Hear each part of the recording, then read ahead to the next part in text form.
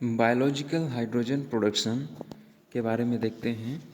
तो बायोलॉजिकली जो सेल्स होती हैं वो भी हाइड्रोजन का प्रोडक्शन करती हैं, जैसे कि एल्गी में, साइनोबैक्टीरिया में, फोटोसिंथेटिक बैक्टीरिया में और एनारोबिक बैक्टीरिया। ये सब एग्जाम्पल हैं जो कि बायोलॉजिकली हाइड्रोजन का प्रोडक्शन करते हैं, हाइड्रोजन गैस का, ठीक है, H2 गैस का, जो कि काफ़ी अच्छा फ्यूल माना जाता है, क्लीन फ्यूल माना जाता है। क्यों? क्योंकि इसमें कार्बन नहीं है। तो जब ये जलेगा, ठीक है, इसको जब हम जलाएंगे तो इसमें से कोई भी कार्बन का इमिशन नहीं होगा, कार्बन डाइऑक्साइड या कार्बन मोनोऑक्साइड गैस नहीं निकलेगी। मतलब ये एकदम क्लीन और एनवायरमेंटल फ्रेंडली ईंधन है, ठीक है, पर्यावरण को ये नुकसान नहीं पहुंचाता है, इसलिए इसे भविष्य का ईंधन भी कहा जा रहा है। और बायोलॉजिकली हाइड्रोजन प्रोडक्शन किया जा सकता है, ठीक है। तो एल्गी के माध्यम से साइनोबैक्टीरिया या कुछ बैक्टीरिया हैं, फोटोसिंथेटिक बैक्टीरिया हैं और कुछ एनारोबिक बैक्टीरिया भी हैं, जिनके माध्यम से हम हाइड्रोजन प्रोडक्शन कर सकते हैं, ठीक है। तो ये भविष्य का ईंधन है, ये समझ लीजिए, बायोफ्यूल है, बायोलॉजिकली इसको हम प्राप्त कर सकते हैं।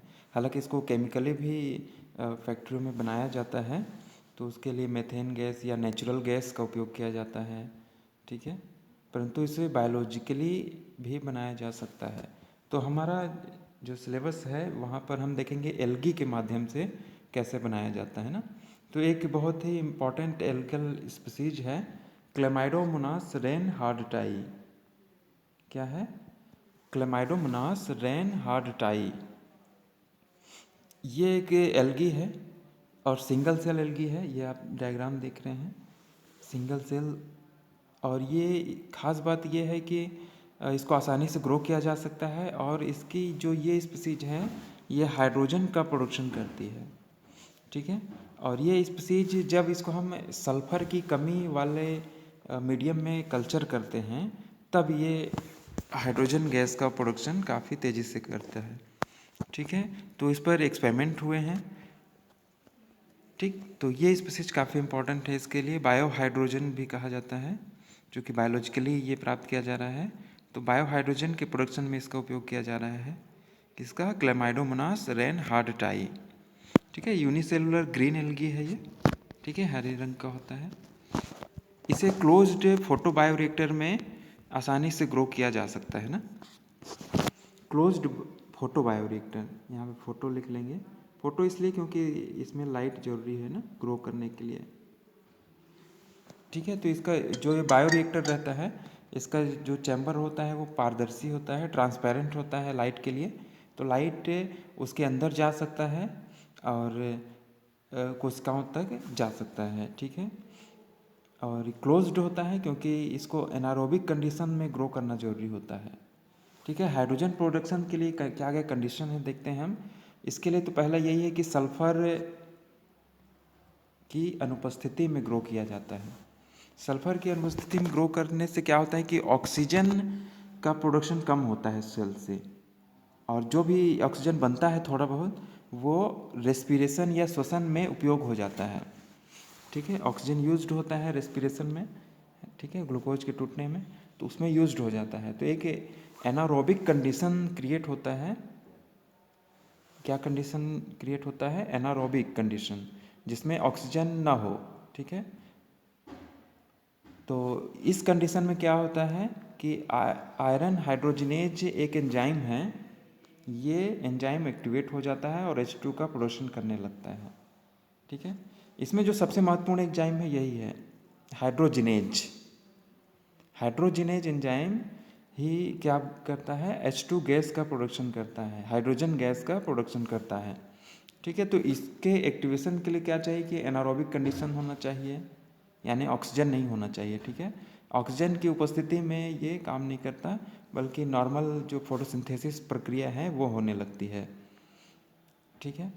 तो हाइड्रोजनेज एंजाइम हाइड्रोजन गैस का प्रोडक्शन करते हैं, और ये 3 टाइप के देखे गए हैं अलग अलग ऑर्गेनिज्म में, ठीक है, 3 टाइप्स। आयरन आयरन हाइड्रोजनेज, इसमें 2 आयरन मॉलिक्यूल रहते हैं, आयरन एटम रहते हैं। हाइड्रोजनेज के जो एंजाइम है उसमें निकल आयरन हाइड्रोजनेज, इसमें एक निकल रहता है और एक फेरस यानी आयरन का एटम रहता है। इसके एक्टिव रिएक्शन सेंटर जो होता है इस एंजाइम का वहाँ पर। तीसरा टाइप है जिसमें केवल एक आयरन रहता है रिएक्शन सेंटर में हाइड्रोजनेज एंजाइम के। ठीक है, तो हाइड्रोजनेज एंजाइम स्पेशली जाना जाता है हाइड्रोजन प्रोडक्शन के लिए। कैसे प्रोडक्शन करता है, इसके लिए चाहिए 2 हाइड्रोजन प्लस आयन, जिसको हम प्रोटॉन भी कह सकते हैं ना, क्योंकि हाइड्रोजन जब प्लस आयन होगा तो चूंकि इसमें एक ही इलेक्ट्रॉन रहता है, एक इलेक्ट्रॉन निकल गया तो अब उसमें केवल एक प्रोटॉन ही बचा है।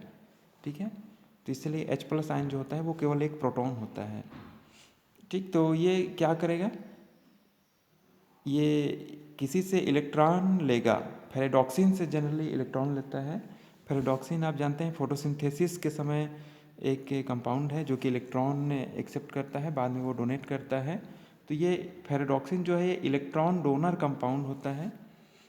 ठीक है, दूसरे इलेक्ट्रॉन डोनर कंपाउंड भी यूज हो सकते हैं, परंतु जो सेल्स में फेरेडॉक्सिन ही पाया जाता है मेनली। तो इलेक्ट्रॉन देगा किसको, H प्लस आयन को, तो क्या बन जाएगा, H2 गैस बनती है।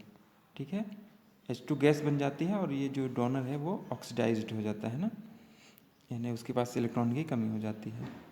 ठीक है, तो ये प्रोसेस होता है हाइड्रोजनेज एंजाइम कैसे काम करता है। ठीक है, तो ये रिएक्शन हो गया। इसके अलावा अगर हम लिविंग ऑर्गेनिज्म में देखें, ये कई तरीके से होता है हाइड्रोजन प्रोडक्शन, परंतु हम एल्गी में देख रहे हैं। तो एल्गी में ये फोटोलाइसिस ऑफ वाटर से होता है। कैसे होता है, वाटर के मॉलिक्यूल्स के टूटने से इलेक्ट्रॉन्स निकलते हैं और हाइड्रोजन आयंस निकलते हैं। ठीक है, जैसे ये हाइड्रोजन आयंस निकले, साथ में ऑक्सीजन भी निकलती है। तो ये हाइड्रोजन आयंस से हाइड्रोजनेज एंजाइम द्वारा यूज किया जाता है। और इलेक्ट्रॉन्स जो हैं ये फोटो सिस्टम 2 से 1 में आते हैं। फिर फेरेडॉक्सिन, ये मॉलिक्यूल क्या है, फेरेडॉक्सिन है। ठीक है, फेरेडॉक्सिन कहाँ है ये, तो ये इलेक्ट्रॉन डोनेट करता है हाइड्रोजनेज को, और H प्लस आयन दोनों मिलकर H2 गैस का प्रोडक्शन करने लगते हैं। ठीक है, और यहाँ पर आप पहले ही देख चुके हैं कि सल्फर की अनुपस्थिति में होता है ना, यानी जो सल्फर नहीं होना चाहिए कल्चर मीडियम में, तभी देखा गया है कि ऑक्सीजन कम मात्रा में बनती है और एनारोबिक कंडीशन क्रिएट होता है, जो कि हाइड्रोजनेज एंजाइम के लिए बहुत इम्पॉर्टेंट है ना। ठीक है, तो ये मेन प्रोसेस है जो कि सेल्स में बनता है, सेल्स में होता है हाइड्रोजन गैस प्रोडक्शन के लिए जरूरी है ना। इसके अलावा कुछ बैक्टीरिया में फर्मेंटेशन के माध्यम से भी हाइड्रोजन का प्रोडक्शन होता है। तो इसको हम फर्मेंटेशन कहते हैं, क्यों, क्योंकि ये जो ग्लूकोज मॉलिक्यूल्स के टूटने पर बनता है। और फर्मेंटेशन क्यों बोला जा रहा है, क्योंकि ऑक्सीजन की उपस्थिति में नहीं टूट रहा है, यहाँ पे ऑक्सीजन नहीं है। ठीक है, बिना ऑक्सीजन के जब ग्लूकोज टूटता है तो उसे अनाक्सी श्वसन या फिर फर्मेंटेशन हम कह सकते हैं। ठीक, तो इसमें देखिए क्या बन रहा है, H2 गैस बन रही है। तो कुछ फोटोसिंथेटिक बैक्टीरिया होते हैं, ये फोटोसिंथेटिक बैक्टीरिया लाइट के प्रेजेंस में काम करते हैं। तो उसमें क्या बनेगा, पहले ग्लूकोज बनेगा ना। ठीक है, और फिर ये ग्लूकोज नॉर्मली जो बना है फोटोसिंथेसिस से, ये अब टूटेगा फर्मेंटेशन के थ्रू, तो क्या बनेगी, H2 गैस बनेगा। ठीक है, साथ में CO2 गैस भी बनता है, जिसको बाद में हम प्यूरिफाई कर लेते हैं, अलग कर लेते हैं। ठीक है, जो H2 गैस बनता है उसमें दूसरी गैसें भी कुछ मिक्स रहती हैं, जिसको हम प्यूरिफिकेशन टेक्निक्स हैं अलग अलग, तो उसके माध्यम से अलग करते हैं। ठीक है, एक दूसरे एनारोबिक बैक्टीरिया भी होते हैं। एनारोबिक यानी जो ऑक्सीजन की अनुपस्थिति में काम करते हैं, अब्सेंस में काम करते हैं, मतलब ऑक्सीजन नहीं होना चाहिए तभी ये काम करेंगे ना। तो इसको डार्क फर्मेंटेशन कह सकते हैं, क्योंकि इसमें लाइट जरूरी नहीं है। तो इसमें भी ग्लूकोज टूटता है, H2 गैस बनती है, साथ में एक बाई प्रोडक्ट एसिटिक एसिड भी बनता है। ठीक है, तो ये डार्क फर्मेंटेशन हो गया और लाइट फर्मेंटेशन, ये 2 तरीके भी हैं बायोलॉजिकल हाइड्रोजन प्रोडक्शन के।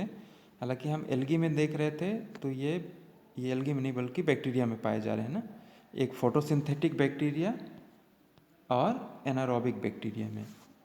ठीक है, एनारोबिक में डार्क फर्मेंटेशन ठीक है, तो नेक्स्ट हमें एक और तरीका है, इसको हम बोलते हैं वाटर गैस शिफ्ट रिएक्शन। क्यों बोलते हैं इसको वाटर गैस शिफ्ट रिएक्शन? देखिए, ये वाटर है, लिक्विड फेज में है, और ये कार्बन मोनोऑक्साइड है गैसियस फेज में। तो ये रिएक्ट करके कार्बन डाइऑक्साइड गैस और H2 गैस बना लेते हैं। तो ये भी एक तरीका है हाइड्रोजन प्रोडक्शन का, जो कि फोटो हेट्रोट्रॉफिक बैक्टीरिया में होता है। हेट्रोट्रॉफिक बैक्टीरिया ने ये अपना भोजन स्वयं नहीं बना सकते, मतलब ये फोटोसिंथेटिक बैक्टीरिया नहीं है, ठीक है। एनारोबिक बैक्टीरिया हम इनको कह सकते हैं, क्योंकि ये ऑक्सीजन की अनुपस्थिति में काम करते हैं। तो यहाँ पर वाटर गैस शिफ्ट रिएक्शन होता है। कौन सा रिएक्शन होता है? वाटर गैस शिफ्ट रिएक्शन, और बनता है हाइड्रोजन गैस। तो ये भी एक तरीका है बायोलॉजिकल हाइड्रोजन प्रोडक्शन का। ये एग्जांपल्स हैं ये बैक्टीरिया: रोडोस्पाइरलम रबरम, कार्बोक्सीडोथर्मस हाइड्रोजिनोफॉर्मेंस और रबरी वैक्स जिलेटिनोसस। तो ये एग्जांपल हैं वाटर गैस शिफ्ट रिएक्शन में। इसके अलावा कुछ माइक्रोबियल इलेक्ट्रोलिसिस सेल्स भी डेवलप की गई हैं, जो कि हाइड्रोजन प्रोडक्शन में इन्वॉल्व होती हैं। तो इसमें एक विशेष चैम्बर में एनोड और कैथोड बनाते हैं इन्हीं सेल्स के माध्यम से, और हाइड्रोजन गैस बनती है। इसके बारे में डिटेल यहाँ पे मैं नहीं बता रहा हूँ, ठीक है। मैं मेनली हम देखते हैं जो एल्गी हमने देखा था, क्लेमाइडोमोनास रेनहार्डटाई, इस एल्गी से कैसे प्रोडक्शन होता है। तो इसको हम जानते हैं क्लोज्ड फोटो बायोरिएक्टर में हम इसको ग्रो करते हैं, यानी टोटली पैक होना चाहिए, ठीक। तो इसको जब हम ग्रो करेंगे एनारोबिक कंडीशन में, जहाँ पे ऑक्सीजन ना हो, तो क्या होता है, हाइड्रोजन गैस का प्रोडक्शन होता है। इस जो क्लेमाइडोमोनास का जो सेल्स हैं, इसमें हाइड्रोजिनेज एंजाइम नेचुरली पाया जाता है, जो कि हाइड्रोजन गैस के प्रोडक्शन में महत्वपूर्ण होता है। तो इसको देखा गया है वही कि सल्फर के अब्सेंस में इसको कल्चर किया जाता है, जब कल्चर करते हैं तभी हाइड्रोजन गैस का प्रोडक्शन होता है, ठीक है। तो एक मैंने बेसिक डायग्राम बनाया हुआ है। फोटो बायोरिएक्टर होते हैं जिसमें हम कल्चर कर सकते हैं, एक बड़े से चैम्बर में एल्गी को या बैक्टीरिया को हम कल्चर कर सकते हैं ना। फोटो शब्द यानी लाइट इसके चैम्बर में जा सकता है, बाहर से लाइट जा सकता है, यानी ट्रांसपेरेंट ये चैम्बर बनाते हैं, ठीक है।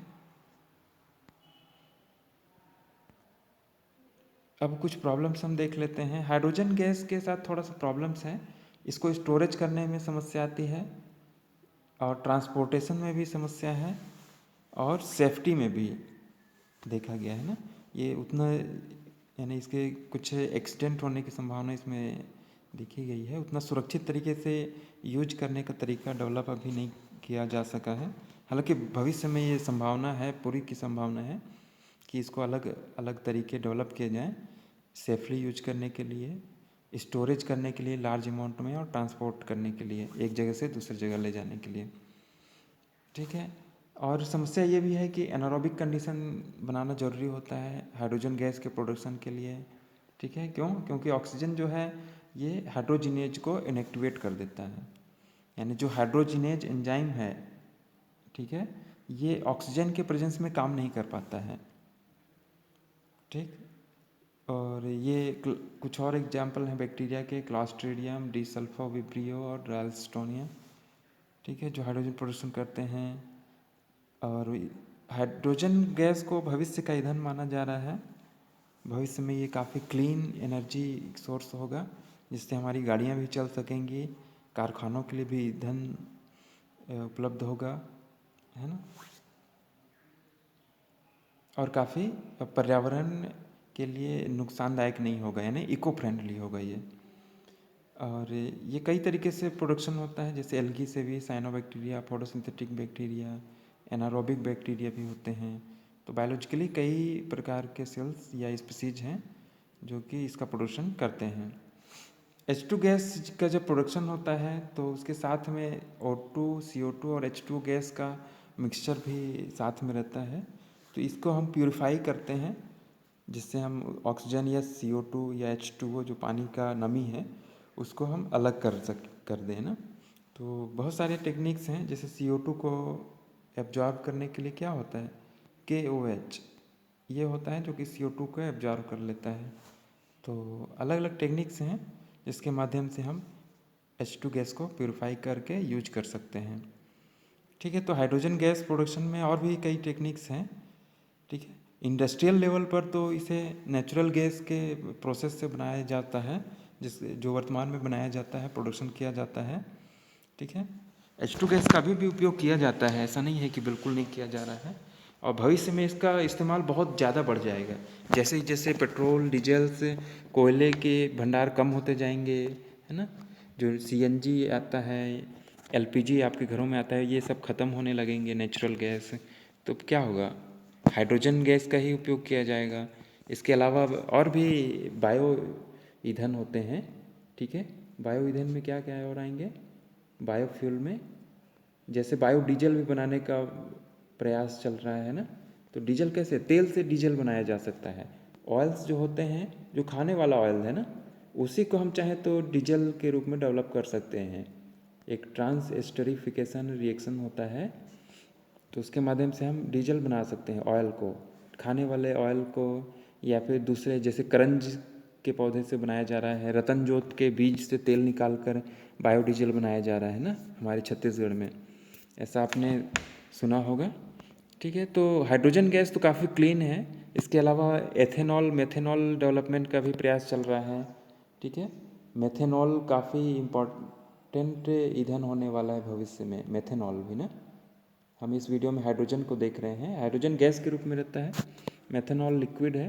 तो मेथेनॉल भी हमारी गाड़ियों में यूज किया जा सकता है ना, जैसे हम पेट्रोल डालते हैं वैसे मेथेनॉल या एथेनॉल के मिक्सर को यूज किया जा सकता है, या डाई एथिल ईथर भी यूज किया जा सकता है ना। तो भविष्य में ये काफ़ी ज़्यादा मात्रा में यूज होगा, जब जो वर्तमान में पेट्रोल और डीजल क्या होंगे, समाप्त हो जाएंगे। तो नेक्स्ट वीडियो हम बायोफ्यूल पर या बायोडीजल पर ही देखेंगे। ठीक है, तो ये बायोलॉजिकल हाइड्रोजन प्रोडक्शन पर इतना हो गया। ठीक है, एल्गी में क्लेमाइडोमोनास रेनहार्डटाई, इस स्पीशीज को याद रखना है।